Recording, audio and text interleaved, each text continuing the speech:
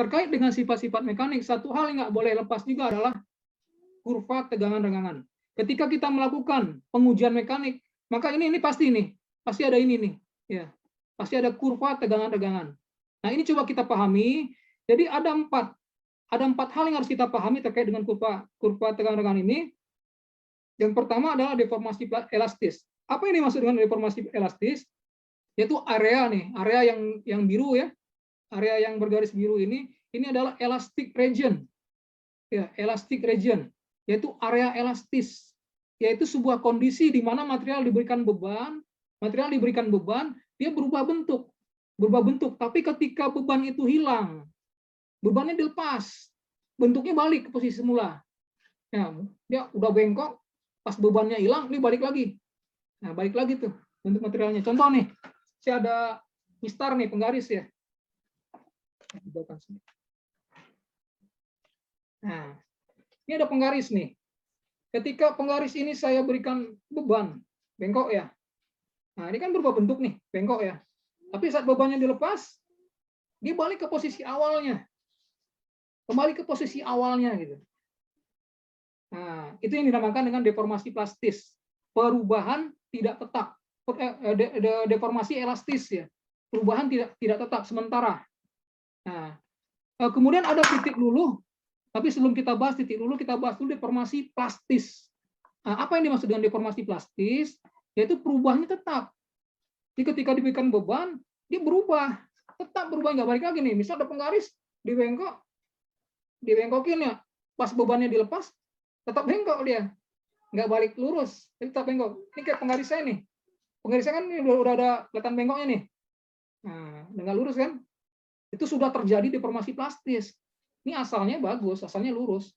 Kan karena banyak perlakuan, karena sering dipakai untuk kerja, dipakai untuk mendapatkan beban juga kan. Nah, dia berubah menjadi perubahan yang permanen, perubahan tetap. Deformasi plastis namanya. Nah, kemudian di antara deformasi plastis dan deformasi elastis ada yang dinamakan titik luluh atau yield. Ya, sebenarnya area luluh. Area luluh dia bukan tidak berupa titik. Dia tidak berupa titik, tapi dia berupa area, walaupun areanya sangat kecil sekali. Nah, karena areanya sangat kecil sekali, banyak literatur yang menuliskan itu hanya berupa titik saja. Nah, tapi kalau Anda nanti sempat melakukan pengujian mekanik, ya uji tarik nanti di praktikum kita, ini akan kelihatan kurvanya itu enggak dari plastis ke elastis. Ini kalau plastis kan yang kurvanya miring lurus ini nih, dia miring tapi lurus ya. Nah, kalau ini elastis nih, kalau yang plastis yang ini yang melengkung nih.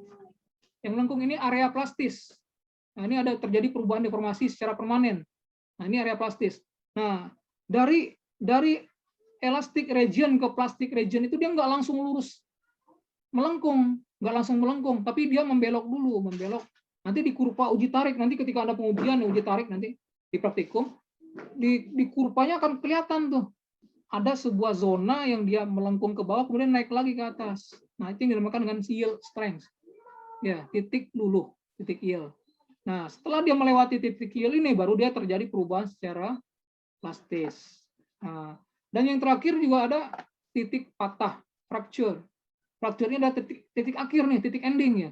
Ketika dia terjadi deformasi plastis ya, terjadi deformasi plastis dan terus diberikan beban, terus diberikan beban sampai titik tertentu dia fracture, putus atau patah, ya, atau hilang. Nah, ini harus dibedakan ya antara luluh dengan patah ya. Sering keliru ketika disebutkan titik luluh, yang kebayang ini putus.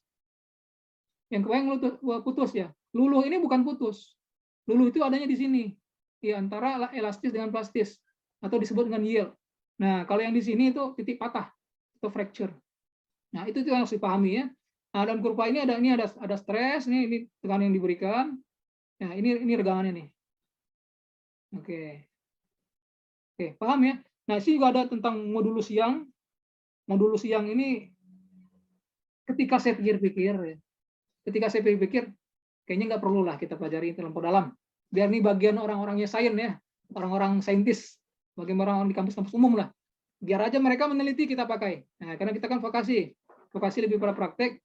Silakan teliti material baru ketika tercipta sebuah material dengan karakteristik baru dan kita butuh material itu ya kita pakai.